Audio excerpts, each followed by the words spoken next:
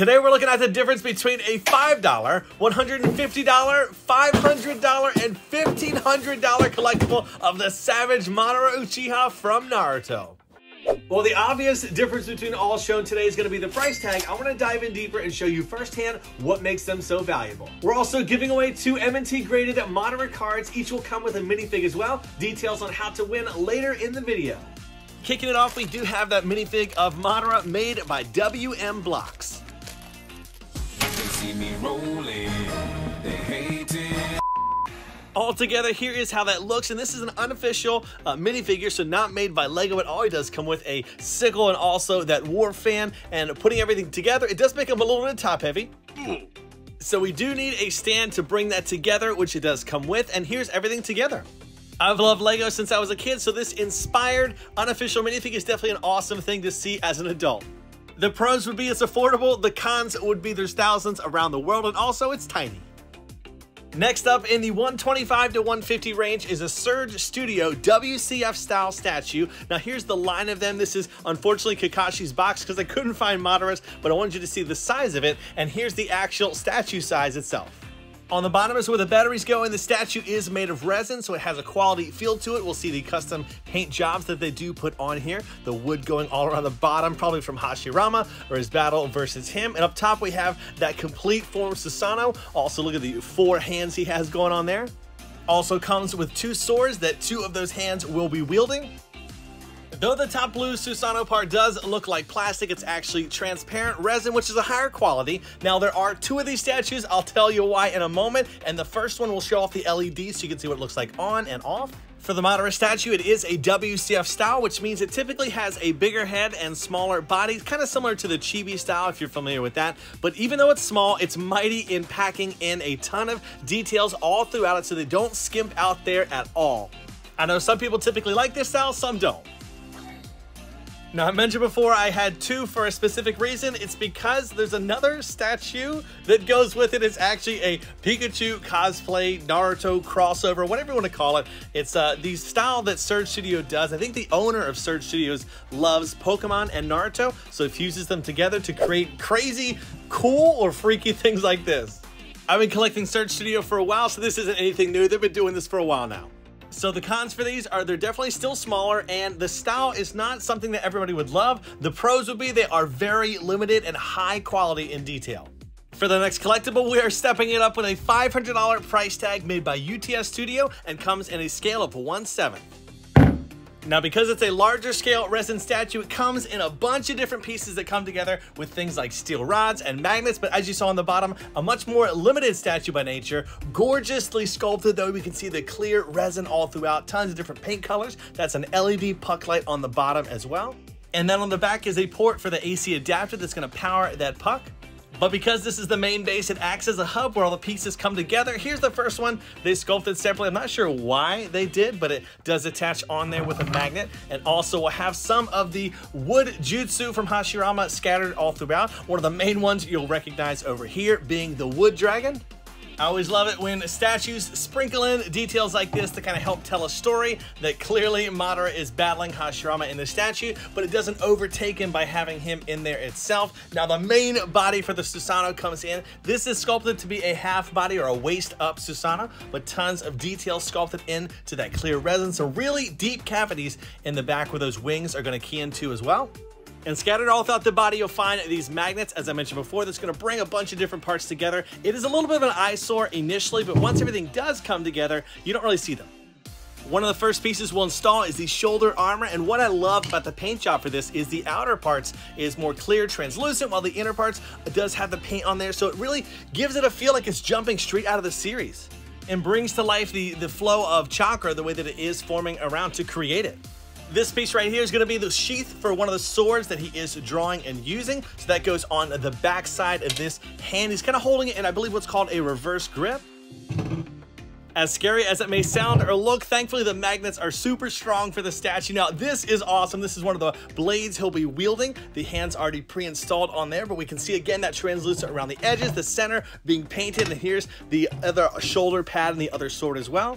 The head is crazy cool looking, tons of different colors going on here from darks to light blues, some purple mixed in there as well, but really cool. There's that magnet on the back where it will attach to the neck. We can see that long Tengu looking nose sticking out of the front, typical for the Susanos.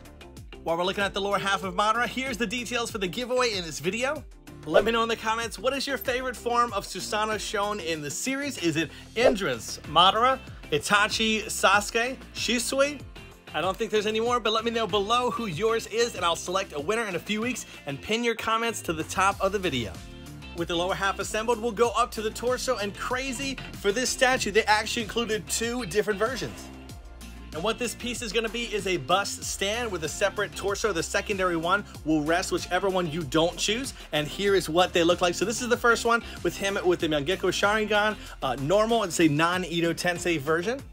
This face is very plain vanilla, not a lot of emotions going on, while the secondary one does have the Rinnegan and that crazy smirk that we see. And also the Hashirama cells are bursting out of his chest.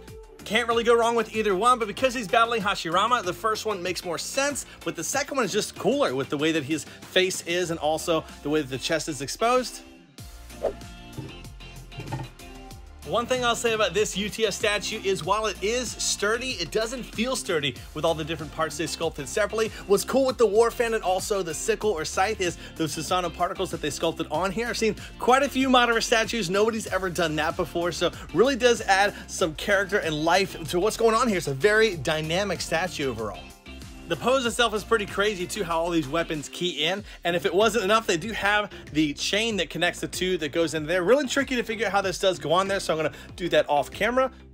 But yeah, really amazing. It does look like the two are working together. I know the Susanoo is a smaller scale compared to how we would imagine being in the series, but to kind of bring a sense of balance throughout the piece, that's why they did scale it down and have the two almost look like a duo fighting side by side.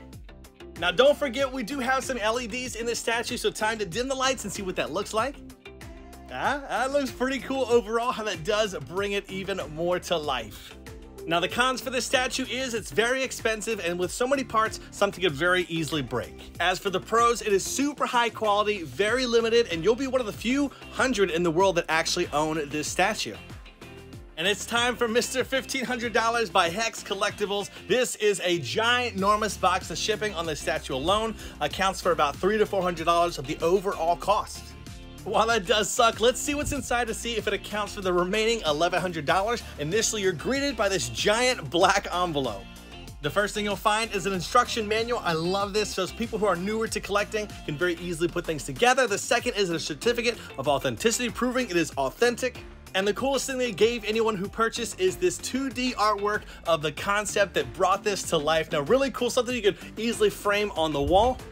It's small or big things like this that really give a premium feel to such an expensive statue like this. So 1,000 made in the world. That's a base plate cover on the bottom, and it's in the shape of a Rinnegan eye. So really cool how they did that. Flipping it over, it's just a freaking rock with a bunch of holes in it where separate pieces are gonna key into. So this is one of the first ones with some wood particle, also some Susanoo, and also another one here as well. It's just a smaller one.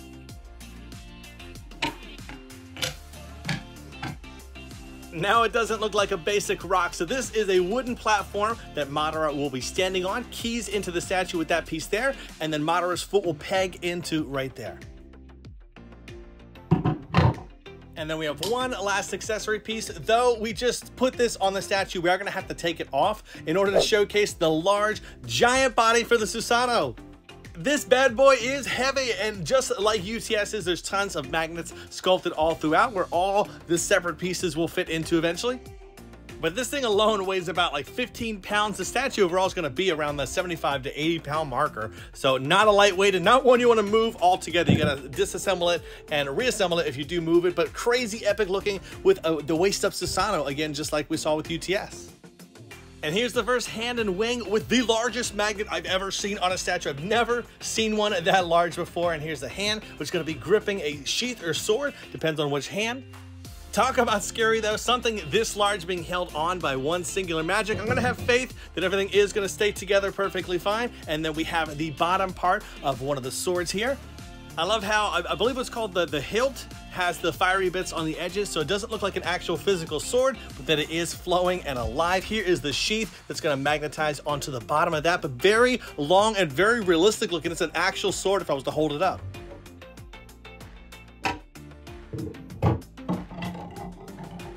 Here's another version of the shoulder pad, very large, crazy, actually larger compared to the other one that we saw before. And here's one of the hands which is begging and dying, asking for a high five. I won't do it though, I won't give in.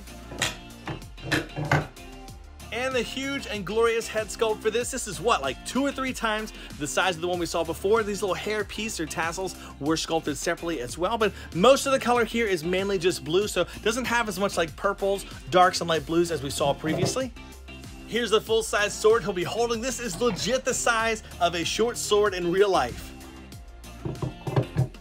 With the platform back on, here's the main body for Madara. Now, this is actually all one piece, very impressive. They were able to ship that without any breaks. The armor bits are very fragile as well, but no texturing going on here. Usually in this type of scale, this is 1/8 scale. You actually don't see a lot of texturing going on, and there's that notch will key into the bottom of the base. For this one, he will only be wielding the war fan. I do wish they had the scythe or sickle somewhere on the statue. Maybe he doesn't have to be holding it, but somewhere resting. They did include 2 head sculpts though. We have the one with the Mangekyou Sharingan eyes, the other with the Rinnegan. So that's really the only 2 differences between the 2. I always love seeing how they sculpt his crazy mane of hair that he has. I gotta say, I'm probably gonna go with the Rinnegan for this one just because it's more iconic for this scene or moment. A little tricky to get on, so do have to take it slow. And also, the secondary head isn't wasted. If you want to, there is a separate bust stand where that can go into. You can display it next to the statue. Personally, I think this one's probably going back in the box for me. Here's a closer look at that, but amazing looking overall. It does not come with any LEDs, but looks amazing with a colored spotlight right behind it. And there it is firsthand. I hope you enjoyed the difference between seeing the $5, $150, $500, and $1,500 statue of Madara Uchiha. If you enjoyed this video today, be sure to subscribe for more awesome statue unboxing content. I know you'll enjoy this video of Itachi and Sasuke, and as always, I'll see you in the next. Do what you love and love what you do. Bam out!